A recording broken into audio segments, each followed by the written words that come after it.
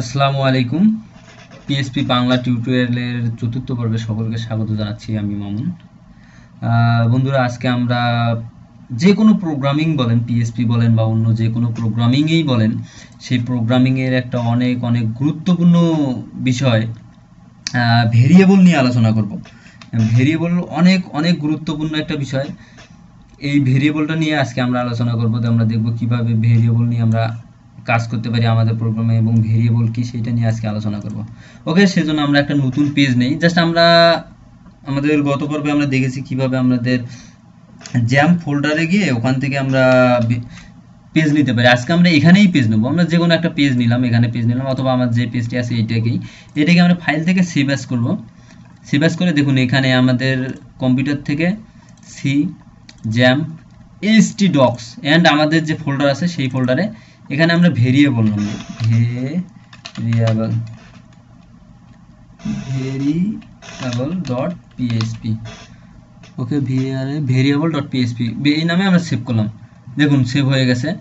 এখন যদি আমরা এখানে ব্রাউজারে যাই, ব্রাউজারে এখানে সিনট্যাক্সে যাই, আমরা যেহেতু ইন্ডেক্স নামে পেজ করিনি সেজন্য আমরা ডাইরেক্ট এগুলো পেজগুলো দেখাচ্ছে। যদি আমাদের এখানে ইন্ডেক্স নামে পেজ থাকতো তাহলে কিন্তু এভাবে আমরা পেজগুলো দেখতে পারতাম না। যেমন আমরা ভেরিয়েবল ক্লিক করলাম, জাস্ট ভেরিয়েবল পেজটি হয়ে গেছে। তো আমরা দেখি এটা কাজ করছে না। আমরা সর্বপ্রথম পিএসপি শুরু করি, সরি, এবং পিএসপি শেষ করে নেই। এর মাঝে আমরা পিএসপি ব্যবহার করবো। দেখি একটা মেসেজ দিয়ে দেখি আমাদের কাজ করছে কিনা। ইকো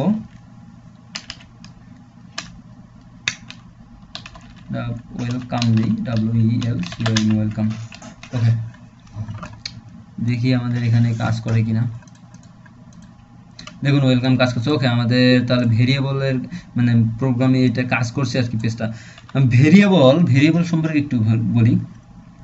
আমাদের বাস্তব জীবনটা আসলে প্রোগ্রামিংটা কোথা থেকে উৎপত্তি। প্রোগ্রামিং কিন্তু আমাদের বাস্তব জীবনটাও কিন্তু একটা প্রোগ্রাম। ধরুন আমাদের সম্পূর্ণ লাইফটাই একটা প্রোগ্রাম। এই প্রোগ্রামটা শুরু হয়েছে কি দিয়ে? আমাদের প্রোগ্রামটা শুরু হয়েছে জন্ম দিয়ে এবং শেষ হয়ে যাবে মৃত্যু দিয়ে। এই জন্ম মৃত্যুর মাঝেই অনেকগুলো কাজ আছে, এগুলোই প্রোগ্রামিং। আবার এই বড় প্রোগ্রামটার মাঝে আবার ছোট ছোট ছোট ছোট অনেক কাজ আছে। যেমন আমাদের আমাদের পড়াশোনার লাইফ একটা, তারপর আমাদের ছোট শিশুকাল একটা, তারপর বাল্যকাল, তারপর যুবককাল, তারপর বয়স্ক মানে অ্যাডাল্ট হয়ে যাব, তারপর আমাদের মানে বয়স্ক হয়ে যাব। এই যে স্টেপগুলো, আবার ওই স্টেপগুলো দেখা যাবে আরেকটা ছোট ছোট প্রোগ্রাম হয়ে গেছে। আসলে আমরা যখন সফটওয়্যার ডেভেলপমেন্ট করি বা সফটওয়্যার ডেভেলপমেন্টের কাজ আপনিও যখন করবেন, তখন দেখবেন একটা সফটওয়্যার বা একটা বড় ধরনের ডাইনামিক ওয়েবসাইট অনেক অনেক বড় হয়ে যায়, অনেক বড় হয়ে যায়। তো প্রথমে দেখে মনে হবে এত বড় একটা ওয়েবসাইট আমি কিভাবে তৈরি করবো, এত বড় সফটওয়্যারটা কিভাবে তৈরি করব। আসলে একটা বড় সফটওয়্যার কিন্তু আসলেই বড় না, কারণ বড় বলে কিছু নেই। এই বড় সফটওয়্যারটা তৈরি হয় ছোট ছোট ছোট ছোট অনেকগুলো সফটওয়্যারের সমন্বয়ে একটা বড় সফটওয়্যার তৈরি হয়। এবং একটা বড় প্রোগ্রামিং কিন্তু অনেক ছোট ছোট ছোট ছোট প্রোগ্রামিং গুলোকে নিয়ে একত্র করে আমরা একটা বড় প্রোগ্রাম তৈরি করি, একটা বড় সফটওয়্যার তৈরি করতে পারি। এই যে প্রোগ্রামিং তৈরি করতে, এই প্রোগ্রামিং আমরা লাইফে আমার জীবনে চিন্তা করি। যেমন আমরা আমাদের লাইফে বিভিন্ন কাজ করার জন্য যখন আমরা বিভিন্ন প্রসেসিং তৈরি করি, সাপোজ আমরা একটা বিল্ডিং তৈরি করছি, যে কোনো আমাদের বিল্ডিং একটা তৈরি করা হচ্ছে, এই বিল্ডিংয়ের কাজ প্রসেসিং হচ্ছে, এটাই ধরলাম একটা প্রোগ্রামিং। অবশ্যই একটা প্রোগ্রামিং, এটাও একটা প্রসেসই হচ্ছে। এখানে আমরা বিভিন্ন পাত্র ব্যবহার করি বা কন্টেইনার ব্যবহার করি। যেমন আমরা পানি ক্যারি করার জন্য বালতি ব্যবহার করি, অ্যান্ড আমরা রড, বালি, সিমেন্ট ব্যবহার করার জন্য বস্তা ব্যবহার করি। এই বিভিন্ন যে কন্টেইনারগুলো ব্যবহার করি, আপনি প্রোগ্রামিংয়ের ক্ষেত্রে বলতে পারেন যে এই কন্টেইনারগুলোই হচ্ছে ভেরিয়েবল।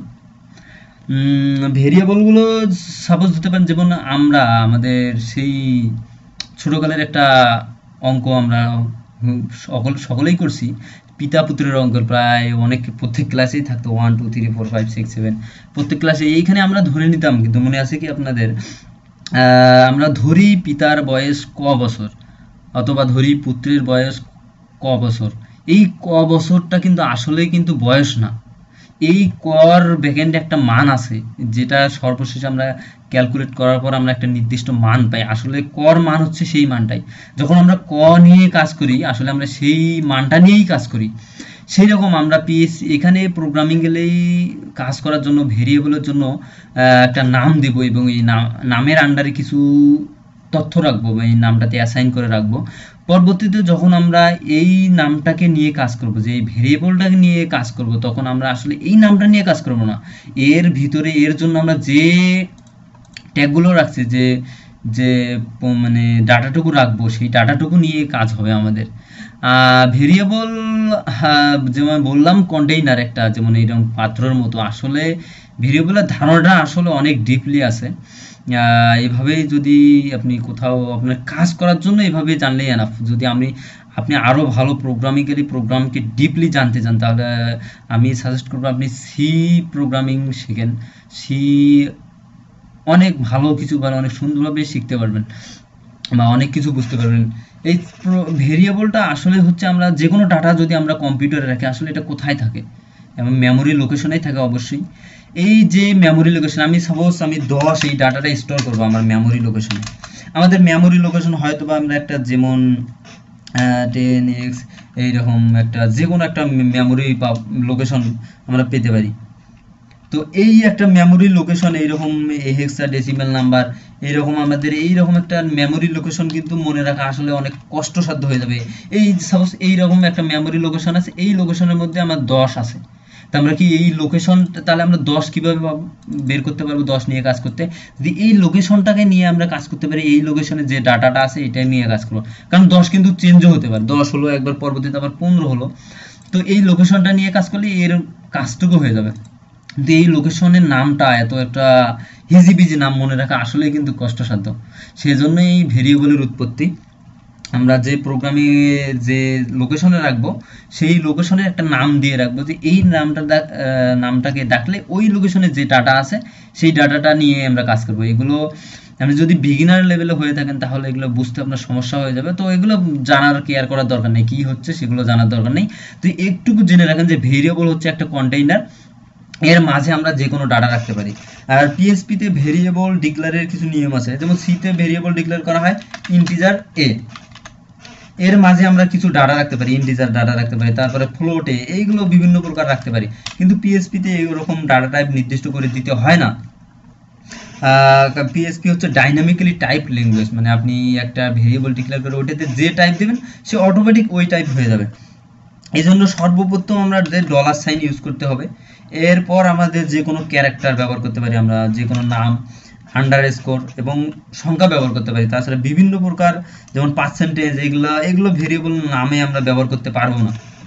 তাও ভেরিয়েবল এ নিলাম, এ নামে একটা ভেরিয়েবল নিলাম, এর মাঝে রাখলাম 10 সাপোজ। তাহলে এখন কি, আর একটা ভেরিয়েবল নিলাম বি, এর মাঝে রাখলাম 15। আর একটা ভেরিয়েবল নিলাম সি, সির মাঝে রাখলাম এ প্লাস বি। তাহলে এখন দেখুন এই বিষয়টা চিন্তা করুন, এখন এ, আমরা যদি এর মাঝে কি আছে 10 আছে, বির মাঝে 15 আছে, তো আমরা একটু ইকো করে দেই, প্রিন্টএফ করি ইকো এ। দেখুন আমরা এখানে এ প্রিন্ট করছি, জাস্ট এ ভেরিয়েবলটা। এখানে কিন্তু আমরা সিঙ্গেল কোটেশন, ডাবল কোটেশন ব্যবহার করিনি, কারণ কোনো ভেরিয়েবলকে আউটপুট হিসেবে দেখানোর জন্য সিঙ্গেল কোটেশন বা ডাবল কোটেশন ইউজ করা যাবে না, তাহলে ওটা স্ট্রিং হিসেবে দেখাবে। দেখুন আমরা প্রিন্ট করলাম কি এ, কিন্তু আমাদেরকে কি দেখাচ্ছে, আমাদেরকে দেখাচ্ছে 10, কারণ আমরা এই এ ভেরিয়েবলের জন্য 10 অ্যাসাইন করে দিছি। যদি আমরা বি ব্যবহার করি, বি প্রিন্ট করি, তাহলে দেখুন আমরা কিন্তু 15 দেখতে পাচ্ছি। দেখেন 15 দেখতেছি, এবং এই 15 এখানে, কারণ বিতে 15 আছে, এই 15টাই এখানে প্রিন্ট হচ্ছে। তো আমরা আর এখানে সি ব্যবহার করি, দেখেন সি যদি আমরা প্রিন্ট করি তাহলে কি হবে, দেখুন 25 দেখাচ্ছে। কারণ কি, কারণ আমরা কিন্তু দেখেন এ প্লাস বি ব্যবহার করছি, মানে কি এর জায়গায় কত ব্যবহার করছি, এই জায়গায় 10। তাহলে এখানে কি হয়েছে দেখুন একটু, এর জায়গায় আমরা আমরা এখানে 10 ব্যবহার করি, এন্ড দেন আমাদের প্লাস চিহ্ন, এন্ড আমাদের বি মান হচ্ছে 15। দেখুন এই আসলে এই স্টেটমেন্ট যেটা আছে, এইটা স্টেটমেন্টের কাজ কি করতেছে, এখানে এর জায়গায় 10 যোগ 15, তাহলে সি তে অ্যাসাইন হচ্ছে 10 যোগ 15, মানে কি সি তে অ্যাসাইন হচ্ছে 25। তাহলে আমরা আউটপুটে 25 দেখতেছি। এভাবেই আসলে ভেরিয়েবলের ধারণাটুকু এটুকুই। ভেরিয়েবল প্রচুর পরিমাণে ব্যবহার করতে হবে, এবং ভেরিয়েবল প্রত্যেকটা প্রোগ্রামিং ক্ষেত্রে লাগবে, ভেরিয়েবল মাস্ট। তো ভেরিয়েবল এর মাধ্যমে জানেন, এবং ভেরিয়েবলের মাঝে আমরা যে কোনো ডাটা রাখতে পারি, যে কোনো আমরা মেসেজ রাখতে পারি। এমএসজি মেসেজ দিলাম, এখানে দিলাম welcome to BNGLADS, welcome to Bangladesh. Okay, দেখুন আমরা এই ভেরিয়েবলের মাঝে রাখলাম ওয়েলকাম টু বাংলাদেশ। এখন যদি আমরা এমএসজি এইটা যদি আমরা এখানে ইকো করি, ইকো বা প্রিন্ট করি, যাই করি, তাহলে কিন্তু দেখেন আমাদের ওয়েলকাম টু বাংলাদেশটা দেখাচ্ছে। এই আমরা এমএসজি মেসেজের মাঝে আমরা একটা ডাটা রাখলাম, ওয়েলকাম টু বাংলাদেশ, এইটা দেখাচ্ছে এই মেসেজে। তো আমরা মেসেজ কি ইকো করার সঙ্গে এর আন্ডারে যে ভ্যালুটা আছে সেটা শো করছে। ভেরিয়েবল হচ্ছে এইটুকুই, এবং ভেরিয়েবল সম্পর্কে ধারণাটুকু এটুকু রাখেন যে ভেরিয়েবল হচ্ছে একটা container, as like as container. এর মাঝে আমরা যে কোনো ডাটা রাখবো, এবং যখন ওই যে নামটাকে নিয়ে আমরা যে নামের অধীনে ডাটাটুকু রাখলাম সেই নামটুকুকে কল করলে, সেই নামটিকে কল করলেই আমরা ওই নামের অধীনে যে ডাটা রাখছি সেই ডাটাকে নিয়ে কাজ করতে পারবো। সো ভেরিয়েবল মোটামুটি এটুকুই, একটু প্র্যাকটিস করেন ভালো করে, তাহলে স্কিল আপনার অনেক ডেভেলপ হবে। এভাবে যদি আপনি চেষ্টা করেন যে জাস্ট টিউটোরিয়াল একের পর এক দেখে যাচ্ছেন, যদি যান তাহলে, আর যদি প্র্যাকটিস না করেন তাহলে কিন্তু আপনি একজন এক্সপার্ট প্রোগ্রামার হতে পারবেন না। কারণ আমরা জানি practice makes a man perfect, গাইতে গাইতে গায়েন। তো প্র্যাকটিস করুন বেশি বেশি, অবশ্যই আপনি একজন ভালো প্রোগ্রামার হতে পারবেন যদি ভালোভাবে চেষ্টা করেন। ওকে, আজ এ পর্যন্তই। সকলে ভালো থাকুন, সুস্থ থাকুন। ধন্যবাদ সবাইকে। আল্লাহ হাফেজ।